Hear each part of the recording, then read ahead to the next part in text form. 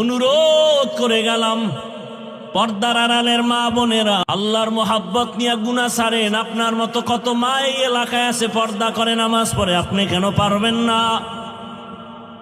অনুরোধ করে বলছি, রে মা, সন্তানের ভবিষ্যৎ চিন্তা করে তওবা করেন।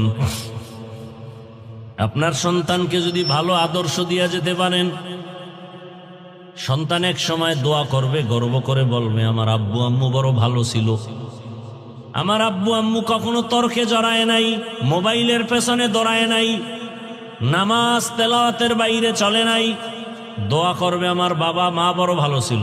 আর যদি খারাপ চরিত্র রেখে যান, ওই সন্তান এক সময় ধিক্কার জানাবে আর বলবে, আমার আব্বু আম্মু ভালো না, আমার চরিত্র ভালো হবে কেমনে?